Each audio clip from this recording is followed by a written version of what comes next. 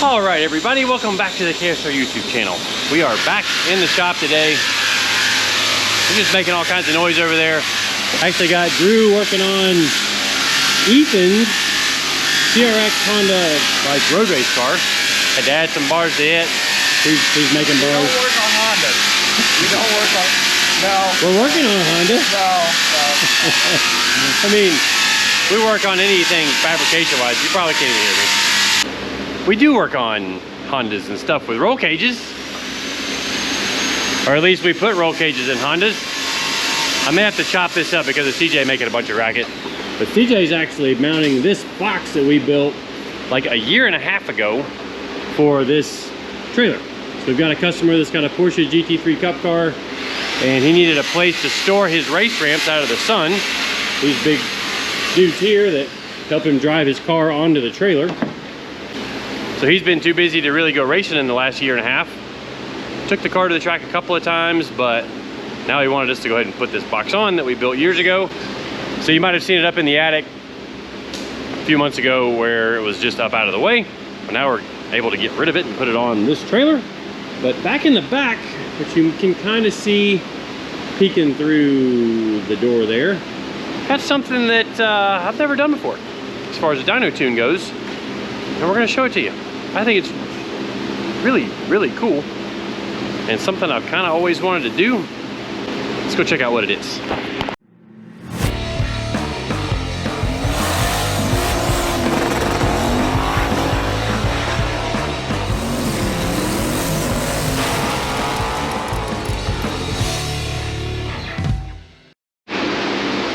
All right, let's check out what we've got back here in the dyno room. So it's a Firebird. It's got kind of a really weird tail on it. And if you know anything about Landspeed racing in Bonneville, this thing is a Landspeed car. It's what the wing is all for. And it's a Firebird. Big block Chevrolet, twin turbo. And it weighs 4,700 pounds. Apparently, which I kind of knew this, but maybe you don't, Landspeed racing is all about keeping the car stuck down to the ground. A lot of times they do that with weight. It helps them stay stuck down to the salt or whatever surface they're racing on. And for today, we've got just some Mickey Thompson slicks on the car. And the goal for this car is actually 300 miles per hour. That's fast. That's real fast. So Daryl that owns this thing brought it to us. He's been waiting for us to free up some time in the shop to get him onto the dyno. And that's what we're gonna do today. What I'm gonna do today, you guys can watch. But I'm pretty intrigued by this build. It's a 548 cubic inch engine. I forget the size of the turbos, but they were pretty large. And he told me the target is only about 1,500 horsepower. 1,500 horsepower spread out over 5 miles will allow him to achieve his goal, assuming that he can get traction. I would imagine there's kind of a balance of having too much power for the traction available. But the first thing I'm gonna do, and the same thing I do with any car that is new to me, is I actually download from the ECU, which this is actually a mullet tune here. I download from the ECU, I study everything that's there, because this thing already cranks up and runs. And the car got here a couple hours ago, and we set fans in front of it to ice it back down so that it's basically the same temperature, and the engine and the ECU will be just like it's a brand new fresh crank. And I start tuning all the way from the first crank up. So basically what I'm gonna do is set up a data log. I'm going to start the engine, look at the data log, see if there's any improvements I can make there. Make sure there's nothing weird I see in the tune-up to start with. And then we'll drive her back up onto the dyno, and I will start tuning on low boost, basically as low a boost as this thing will possibly make. And then I'm gonna start creeping up more and more and more into power. We'll see what she wants, see how much power we can make. So, let's get started. All right, well, I looked through the data on the car, made a few small changes. One thing I always do when a car comes in is I always save that initial base tune so that I can always go back to and compare. And every time I make any kind of significant change, there's another tune saved in my progressions of tune.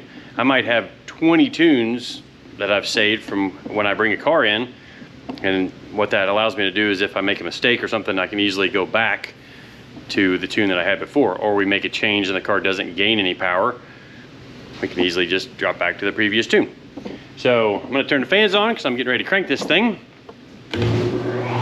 And yeah, we're gonna see how it cranks up. I'm curious to see if it'll crank without me manipulating the throttle at all, because there's no idle air control motor on the thing. I guess let's see what happens. Got a data log set up to trigger over 40 engine RPM. All right, well, let's see what happens. Can I reach across all the way over here? Park.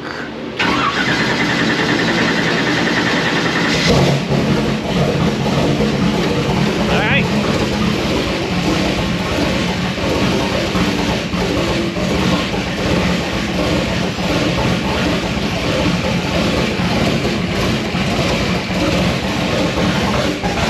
All right, well, good start.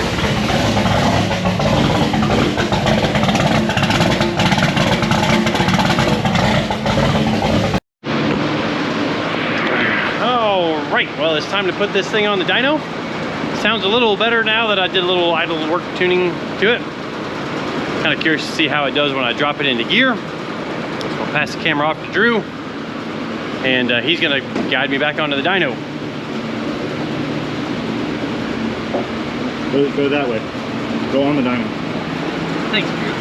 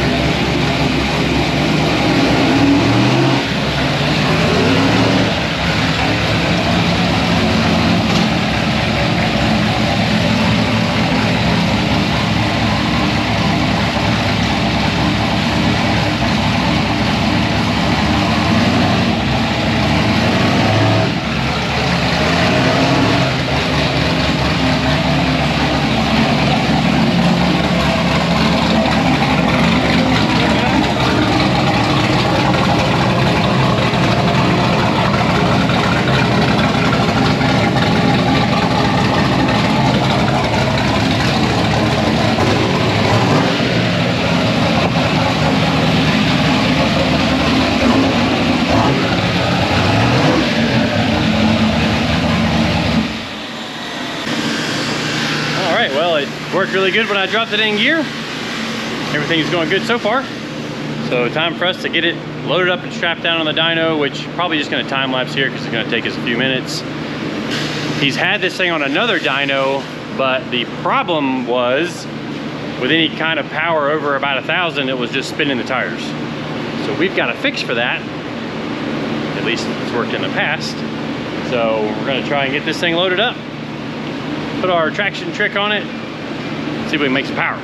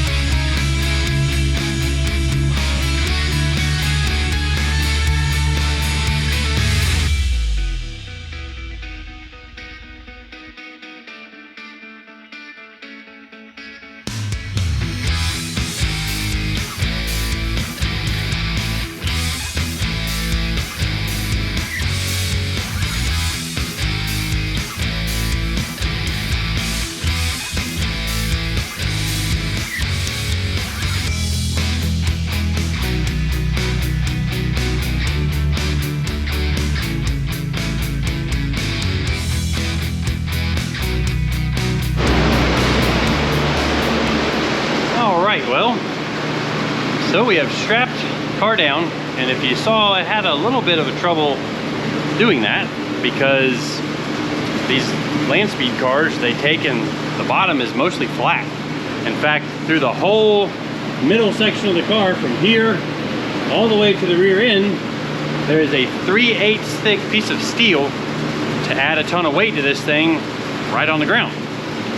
Try to keep as much weight as low as possible in the car, keep the center of gravity down. Well, because of that, and as well because of, you can see the fuel cell is back here and also the water tank is on the other side, we kind of didn't have a lot of room to strap the car down. And complications with the exhaust being in the way.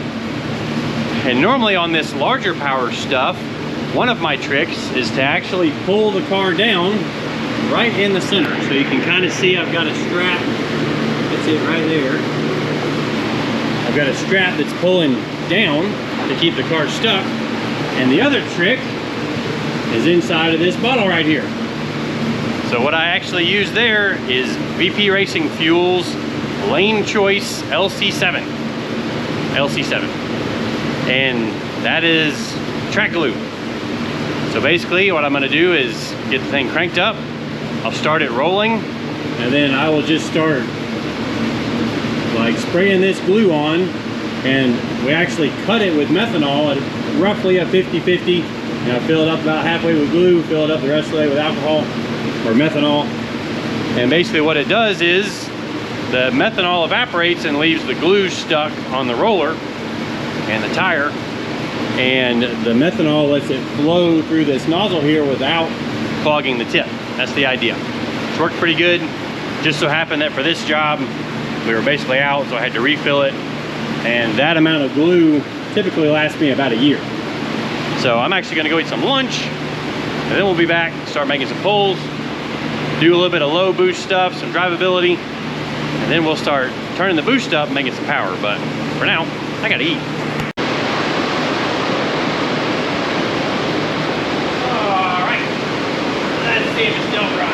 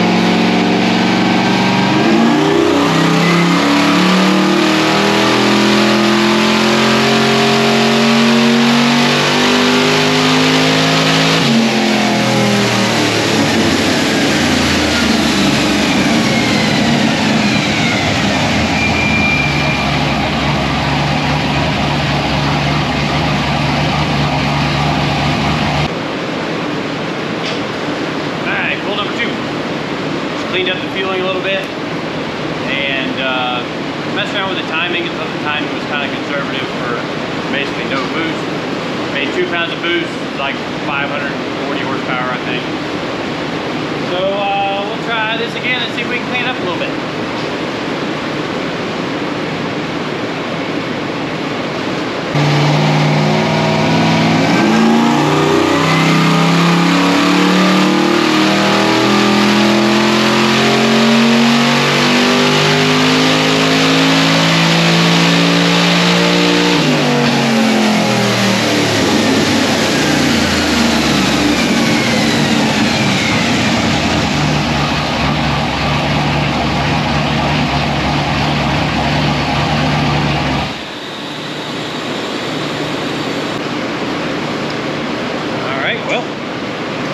Look at a little data, then I'm gonna add some boost to it. All right, so first pull with any attempt at any kind of real boost makes about 2.2 pounds on the wastegate spring. And now we're gonna put 5 pounds on the dome, see how that responds, and then I'll kind of know where I need to go to kind of our target of around 20 PSI. See what it makes by the time we get to there. So fire this thing back up, smack it with some boost, see what happens.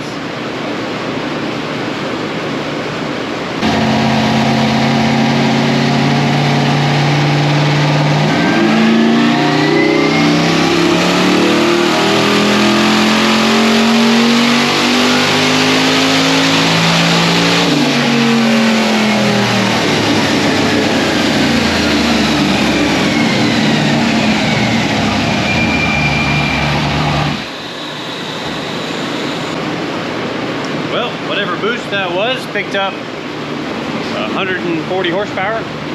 Basically went from right at 500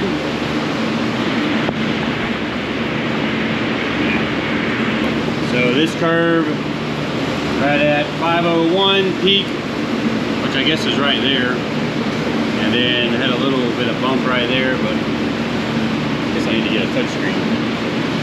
But at 637, hopefully it was only about 6-7 pounds of boost. Guess we'll find out when I get into the data. Looks like we made 5.6 down here on the rollover, 5.4 up at higher RPM.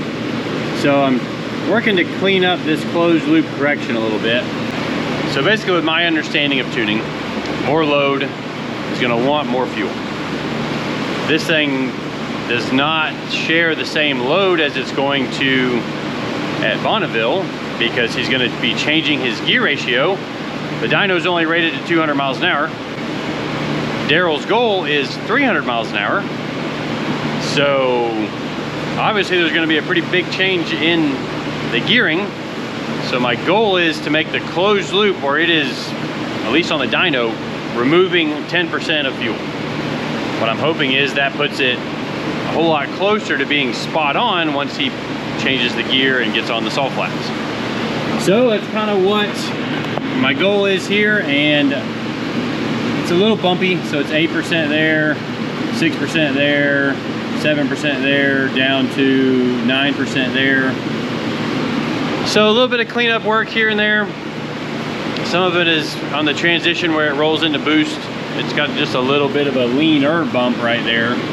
Like you can see right here in the table, it's got a little bump where it goes from 6% down to only removing 3%. So we're gonna try and fix that and then see what we can do on from there. So all in all, I think everything is looking pretty good so far. Pretty minimal closed loop corrections, and to basically add, I mean, it went from 2.2 to 5.6, so let's just call it 3.5 pounds of boost. Picked up like 140 horsepower. That's pretty good. Definitely tells you this motor wants boost. So I'm gonna look at some more data, possibly pull a plug out just to see what that looks like, and then continue on a little more. All right, 10 pounds of dome pressure. See if it'll make 10 pounds of boost.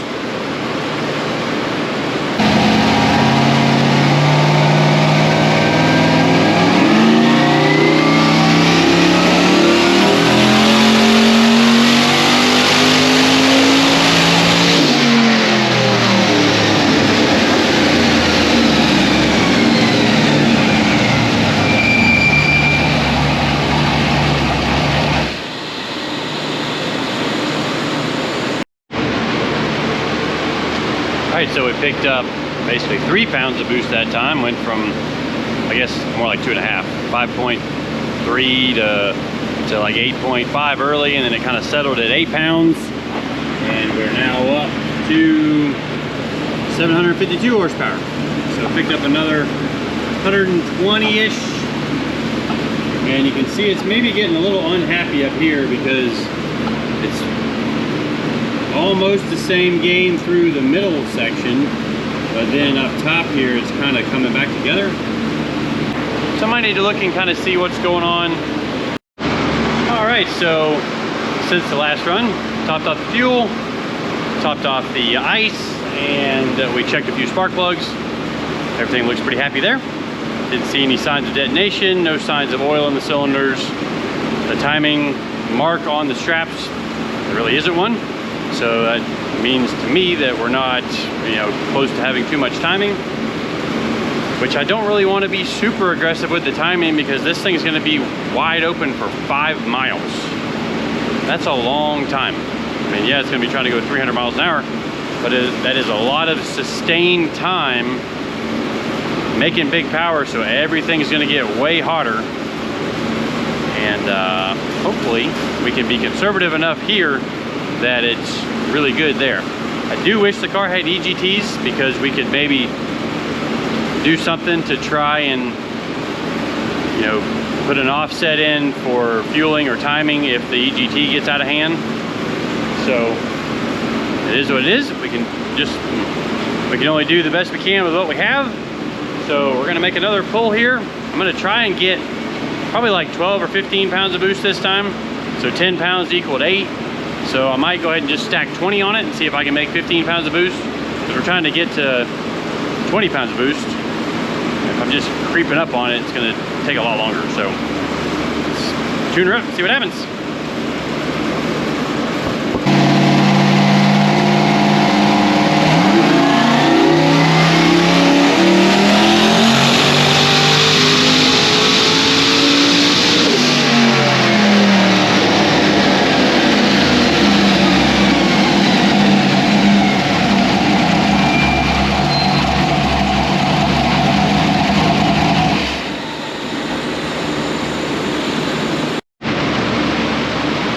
So from 8 pounds to 14 pounds, what is that? About 6 PSI of boost.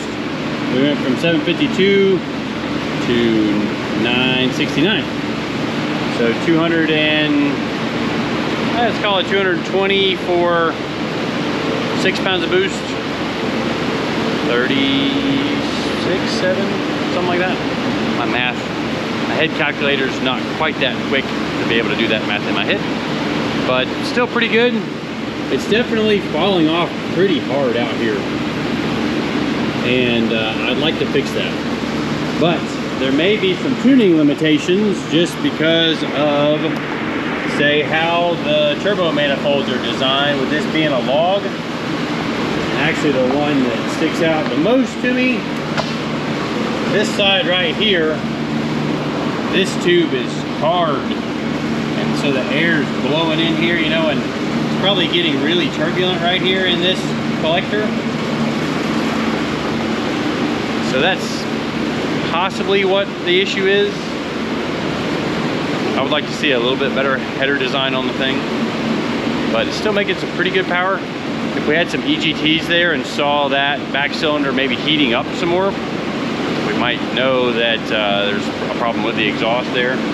I would also like to see turbo back pressure on this thing for each side of the engine too.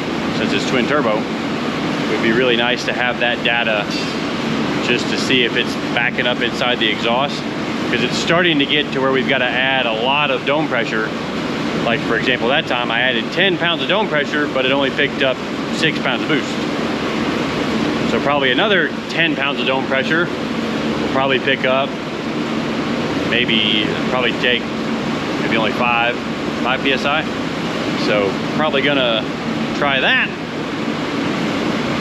See if I can get the closed loop correction pretty nice to where it's not doing a whole lot of work there. Like I said, I'm trying to target that 10% area. But got a little more work to do in the computer, and then we'll make another run here in just a minute. All Alright, well after looking at the data, I'm going to just try some timing up top. I feel like the timing's pretty conservative, so I'm going to bump it 2 degrees above like 6,000 RPM and see if it picks up power there. If it doesn't, then we know the engine is happy where it was, or maybe even needs a reduction in timing. But I expect to see some kind of difference, because I've done this before. Add some timing up top, and you see it carries the power better. So it kind of just broadens the plateau where the engine is making power. If you increase the average power over a period of time while the car is on the racetrack, it's going to go faster. So that's another kind of lesson about dynos. Don't get caught up in the numbers. If this thing said it was making 50 horsepower, as long as we leave and it's making 52 horsepower, we made an improvement. Obviously, if it was making 50 horsepower, I would kind of think something's wrong with my dyno, but we're making near 1,000 horsepower. So we're gonna go after it a little bit more with the tune-up. Like I said, try a little bit of timing, and then we'll continue on up from there. And I'm probably about to the point of putting a little bit colder spark plug in it for the higher boost levels. So I'll add another bag or two of ice to it, make another pull.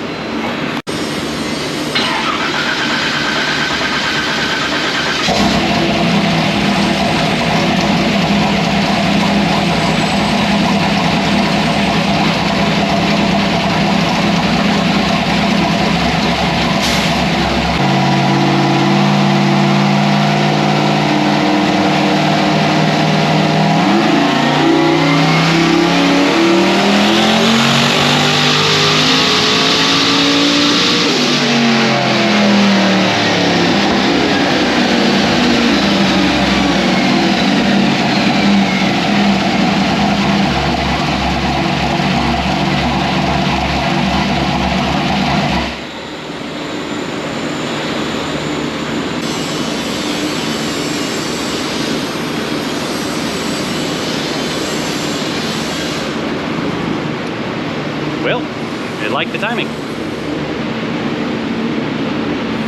So run 6 green, 996. And some of that's because I was a little later getting onto the throttle, so it made boost back here a little bit more. But you can see up here where I made the timing change, I mean right here is kind of an exaggeration of what it gained. But 940 to 851, as you can see, it carried the power better up here. Didn't make a change here, so not exactly sure what that is. We'll look and see if there's, looks like it was a little leaner there. So maybe it wants to be a little leaner as well on the target air fuel. So maybe we go another degree or so out here, plus lean it out a little bit more. See if we can continue to gain power. I'm gonna get back into the data, make a few changes, make another pull. Topped off the ice, topped off the fuel, let it kind of just air cool down, because this thing actually has like a water tank that has a radiator inside of it that's back in the back. The water tank holds like, if I had to guess, like 20 gallons. So it's kind of a system that takes a long time to warm up, but it also takes a long time to kind of cool down. So I actually dumped about 5 gallons out of it, put 5 gallons of like just tap water out of the sink into the water tank that's got the radiator inside of it, and should have it cooled back down to like 170. Make another rip. This time we should be, I'm trying to make 20 pounds of boost this time. Based off what it's done so far, I hope it makes like 1250. 1250-ish, guess we'll see. Here we go.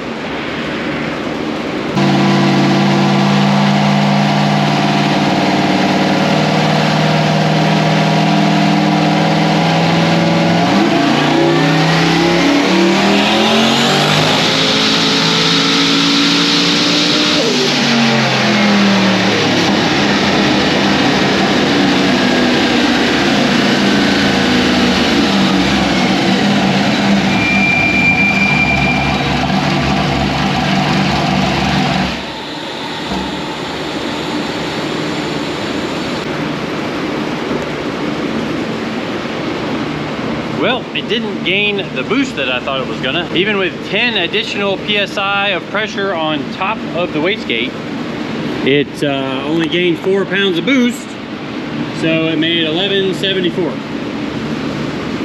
So it's definitely better falling off hard at the top. I guess that's just what this thing's gonna do. He might just have to gear it to where it spends most of his time on the racetrack below like 6,800. That seems to be where the engine is the happiest, which kind of goes along with my theory of the headers being kind of restrictive. The more power we're making, the more restrictive they are becoming. So probably just do a little something to see if I can punch it over 1,200 and then probably call it a day. Same boost, but a little bit more timing up top, just like I did with the last range of boost. And I kind of like to creep into that when I think I'm starting to get close to where it wants to be on timing, just because I like trying to be safe, especially with other people's cars. I don't want to hurt them if I can help it. Sometimes you just have a mechanical problem, and it is what it is when it comes to dynoing cars, but if I can help it, I'm not going to hurt people's stuff. So let's try a different camera angle, see if we can make some power. This tire ought to really distort quite a bit because it's a bias ply tire instead of a radial. So be curious to see how this looks on camera.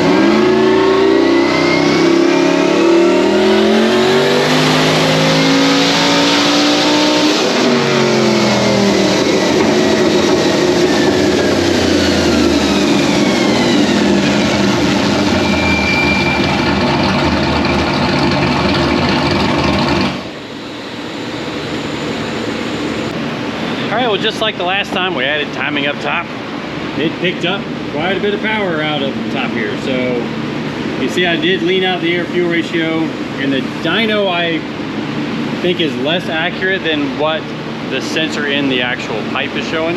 So I'm trusting the wideband air fuel ratio gauge and monitor in the car more than I am the dyno.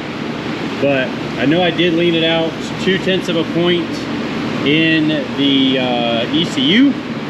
So that picked it up about 30 down here, continued that 30, and then where I added timing out here past the peak, we've gone from 964 to 1032. So 35 plus 32. So just under 70 wheel horsepower. So if we think we gained 30 from the fuel, about another 40 from the timing, and it was about 1.5 degrees. So seems to me like it's still way conservative on timing. So what I'm gonna do now is screw a new set of spark plugs in it, let it cool down a little bit. Then I'm gonna screw a new set of spark plugs in it, make another pull, read some plugs, see where the timing mark is on the strap. If I've got a timing mark on the strap, I'm gonna leave it because I know this thing's gonna put more load into it on the salt flats and on these way long pulls that it's gonna make. So that's kind of my tuning theory behind this thing. First one I've done, so we're just gonna see what we learn here. But I think we've got a little bit more room for improvement at this boost level. My timing I feel like is starting to get pretty close as far as what the numbers are showing on where I should be, but the engine wants what it wants. You can think you know what you're doing, have your numbers worked out in your head, and have a setup that you've tuned before that wanted a certain amount of timing that was similar to the current combination you've got. But if you look at the numbers and look at the tuning, if you look at the timing mark on the strap and it's not really there and the thing keeps responding to timing, typically when I get on a boosted combination, typically when I get to where it picks up less than 15 horsepower per degree, that's kind of a little too close to the edge for me. Some of that's a little dependent on the fuel. If it's a gasoline, I might even stop back, like if I pick up, you know, 17, 18 horsepower per degree of timing. So this thing's still somewhere around 30 horsepower per degree of timing, it seems like. It's 1.5 degrees, and it picked up about 40 we're estimating. So that's still pretty healthy on the power picking up per degree of timing. So I'm gonna screw a set of spark plugs in it to verify that theory, make another pull, and then hopefully we're getting close. All right, fresh set of plugs, same tune-up as before. The only thing I've done is clean up the fuel map, you know, the base table, which is still running off the closed loop correction. So ideally the fuel trim is the same, like the actual fuel delivered into the engine is going to just tighten up my percentage on the closed loop correction. Some people throw a tune in and just let the closed loop correction do everything. Well, I try and get it to where it's a consistent number across the board within 1 or 2%. Not the easiest thing to do, but it doesn't take, it's not hard either. It just takes a little extra time to knock it out and make it as smooth as you can make it. So let's fire it up again and see if it's still on 8 cylinders. I got all the plug wires plugged into the right spot.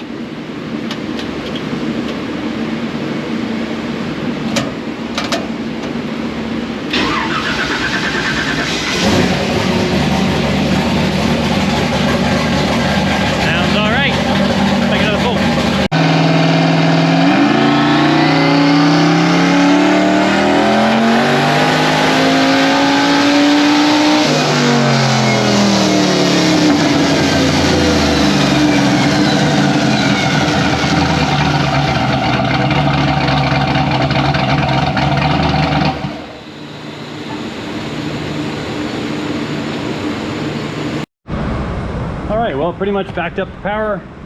See just a couple little deviations here and there, up a little bit here, down a little bit there, literally almost stacked on top of each other, but for no changes, that's about what it should do.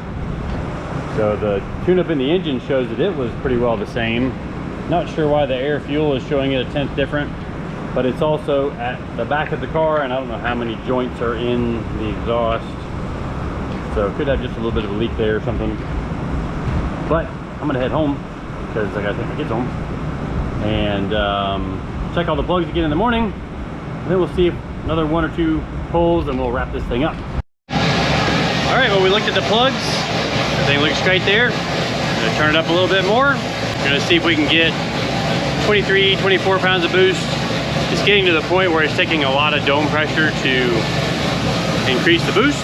So see if we can add another 10 pounds to it and make some more power.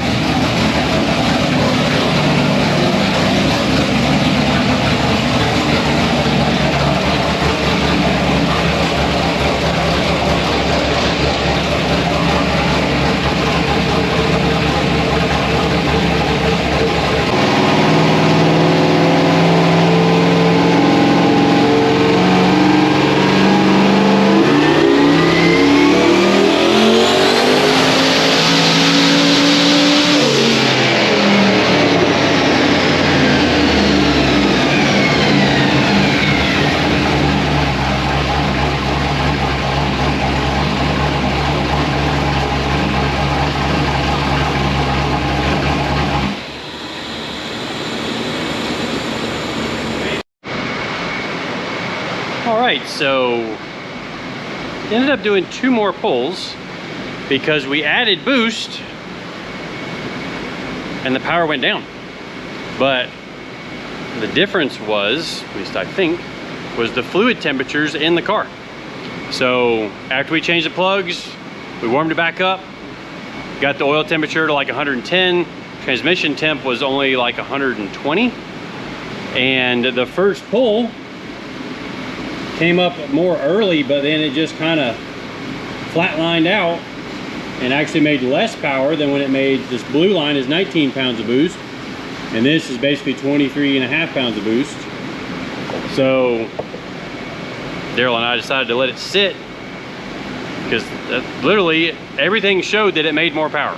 There was more fuel consumption, everything, like it accelerated faster, but the RPM trace looked different, like it, so it just seemed kind of like it was almost driving through the torque converter, because this was 7,000 RPM and this was 7150-ish, so it seemed kind of weird that that 150 RPM would gain that much more wheel speed. Those numbers didn't quite add up, so we decided that we would let it heat soak for a minute, about 5 minutes, and then while we were looking at the data, and basically this red pull is the final pull. No changes between this run and that run. So it kind of shows you the importance of keeping your fluid temperatures consistent. And I thought I had them pretty close, except for the transmission fluid. The engine oil temp was a little bit lower, but only talking like 10-15 degrees, so that's not very much to worry about. But the transmission temperature was substantially cooler, which I kind of thought might show more power, because I was thinking the thicker fluid might couple a little bit better and actually put more power through to the rear wheels. Apparently the thicker fluid maybe was not able to get in and fill the converter, so it just slipped the converter a lot more, or the engine overpowered the converter is probably a better way to say it. Learning stuff all the time with these cars on the dyno. And Daryl's next trip is he's going to be headed to Bonneville with this thing in a month or so. He's got a few little things to wrap up on it still, and then he's going to be headed to Bonneville. So you guys keep an eye out on some of the Bonneville stuff for this car. It's a Firebird when it's got the nose all on it. But yeah, that's the car. That's this video. Appreciate everybody watching and subscribing. Hope you kind of enjoyed a little bit of the behind the scenes tuning stuff again. It's definitely a really unique combination, and we're excited to see it go to Bonneville and see how it does. So one other little note is I did reduce the timing numbers by 3 after the last pull. So the idea is there to put it back really safe on timing. He's gonna make a half track pull and then analyze, look at the spark plugs, look at the data, and then try to make another full run if everything looks good there, and then see if he can go 300 miles per hour, which is pretty awesome. So that's gonna wrap up this video. See you guys next time.